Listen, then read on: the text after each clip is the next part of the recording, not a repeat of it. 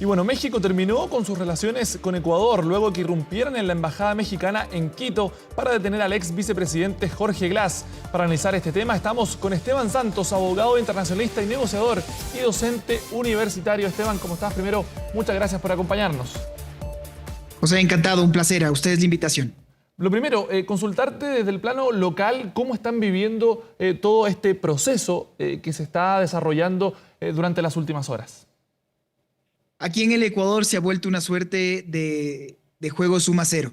O uno está a favor del gobierno porque, recordemos, el Ecuador está inmerso por primera vez en su historia en lo que se denomina como el CANI, el conflicto armado no internacional, y por lo tanto el señor Jorge Glass representa en gran medida mucho de lo que se quiere cambiar del pasado. Un político confeso, delincuente que estaba huyendo de la justicia y que estaba próximo, se sentía esto, a escaparse nuevamente. Entonces el gobierno, y aquí viene una crítica en cambio muy grande del otro lado, el lado académico por lo menos, que no puede violar la ley para, con efectos de tratar de llegar con un criminal.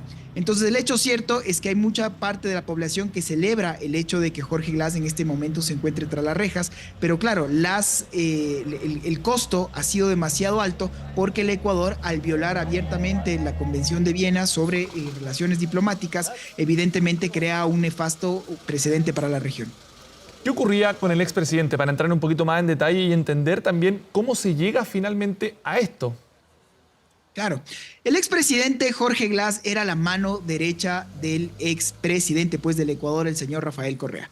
Jorge Glass Espinel fue acusado de corrupción en el caso Odebrecht, que otros líderes de la región, como por ejemplo el expresidente del Perú, Alan Almeida, también cumplió pena por esto.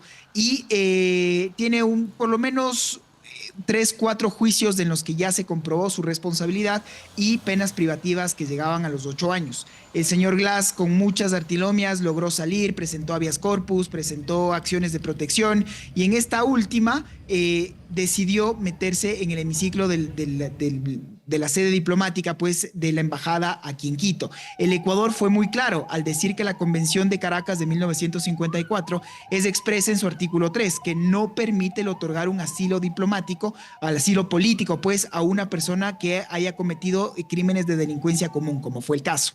Y aún así se dieron 2 elementos finales, me permito decir, José. El primero, que el presidente de México se permitió inmiscuirse groseramente en un tema de política interna en el Ecuador al acusar y decir que básicamente el presidente actual, el presidente Noboa, está en funciones gracias a un magnicidio, porque de lo contrario hubiera ganado una candidata afín al correísmo. Luego de eso le tildó de fascista. Entonces, claro, de acuerdo a la misma Convención de Viena, el Ecuador declaró como persona no grata a la embajadora de ese país, de México en el Ecuador.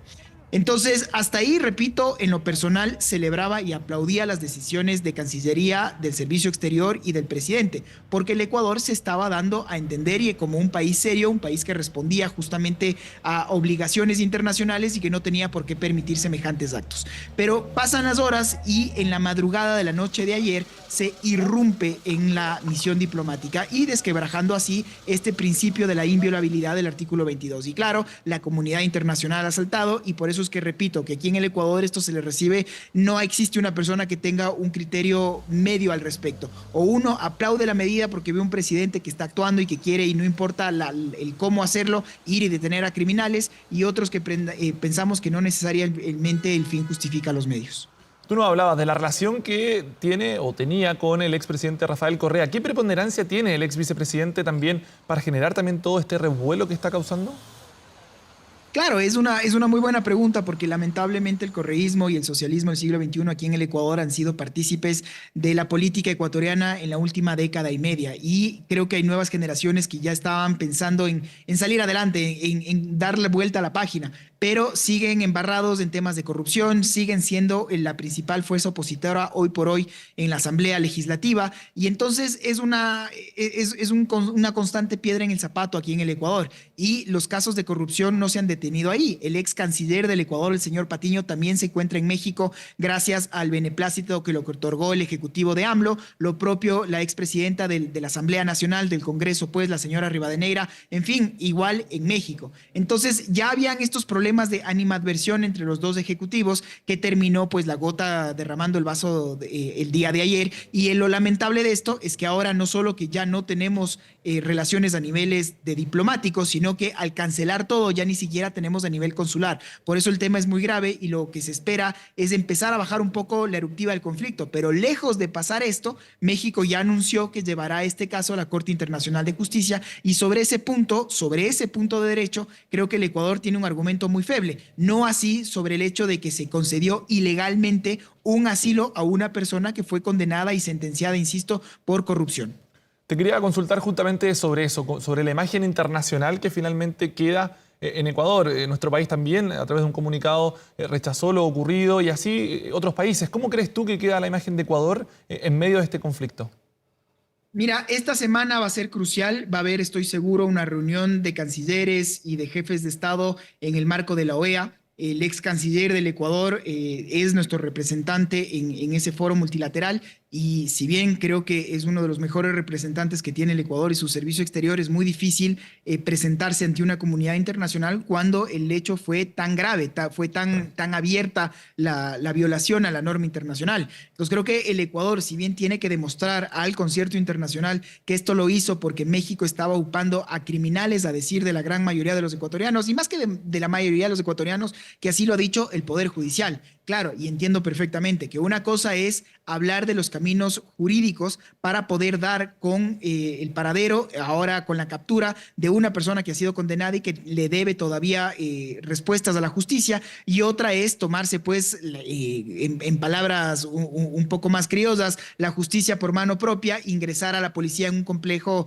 diplomático, arrestar, aprender a esta persona y enviarle ya a la cárcel de máxima seguridad. Y esto, por supuesto, José, que va a tener una repercusión de muy largo plazo. Lo mencionabas un poco al principio, pero ¿cómo vive todo este proceso el ecuatoriano, digamos, el ciudadano que está viendo este conflicto que se está desarrollando con México?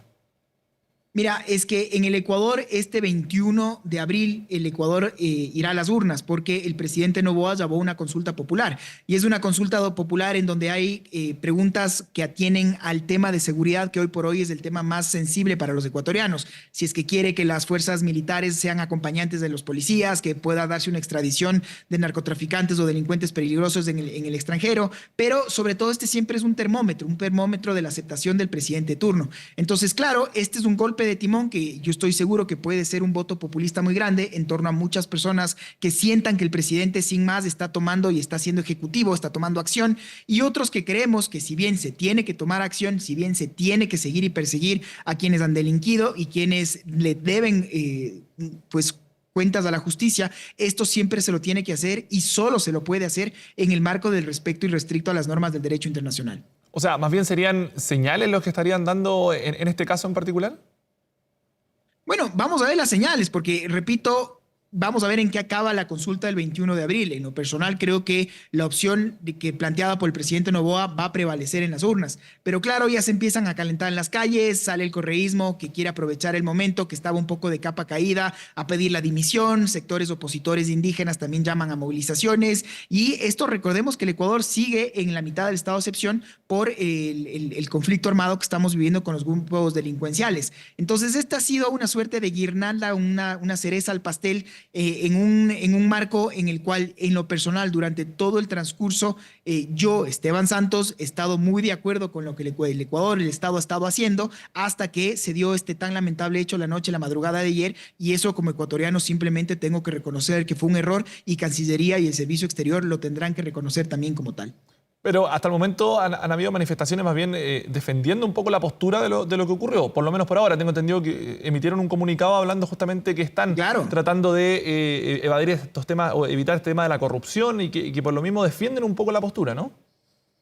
Sí, claro, lo que el Ecuador ha dicho es que nadie está por encima de la ley y que en esa medida está obligado a perseguir a todo delincuente donde sea que éste esté. Ahora, quiero poner solo brevemente algunos argumentos previos. Fíjate lo que fue la consulta, la opinión consultiva que dio la propia OEA cuando fue el caso de Assange en la embajada ecuatoriana en Londres. Y los ingleses en su momento exigían que se le entregue a Assange y habían incluso hablado de un tema normativo interno para entrar a la misión diplomática. Pues la OEA dio este dictamen y básicamente respaldando al Ecuador entonces al decir que el principio de la inviolabilidad de la sede diplomática debe respetarse sobre todas las cosas. Y bajo ese criterio, en gran medida fue la presión que previno que los ingleses puedan ingresar si es que no tenían la expresa anuencia del Ecuador, como se dio 5 años después. En este caso, nunca hubo tal cosa como una anuencia, fue expulsada la embajadora y mientras esto pasaba, al parecer lo que se empezó a decir es que habían serias dudas sobre si es que el señor Glass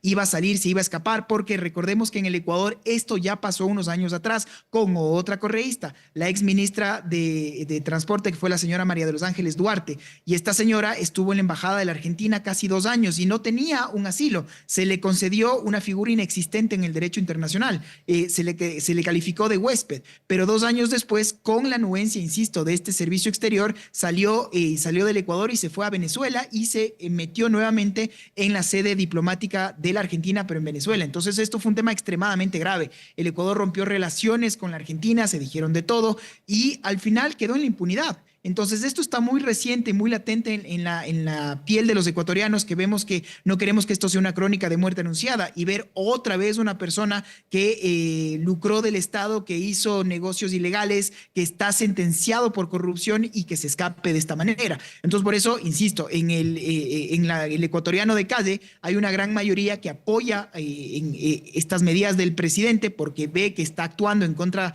del cuello blanco, pero aquí estamos también para poner un poco el equilibrio y reconocer que cuando un país está por encima, o no, ningún país está por encima de la ley internacional, que se la tiene que respetar, y cuando salimos de ese cauce tenemos que hacer los llamados para que se dé esta corrección. Por último, Esteban, ¿qué debería ocurrir en los próximos días o qué se espera que ocurra durante los próximos días?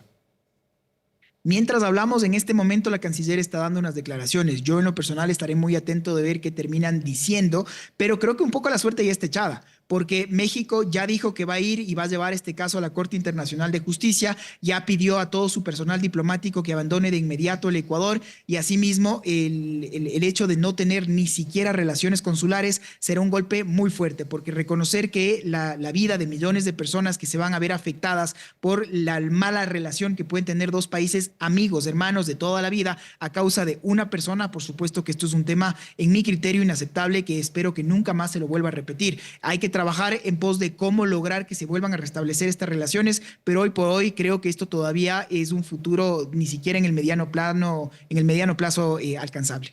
Esteban Santos, abogado internacionalista, negociador y docente, universitario, muchísimas gracias por esta entrevista. José, ha sido un placer. Que esté muy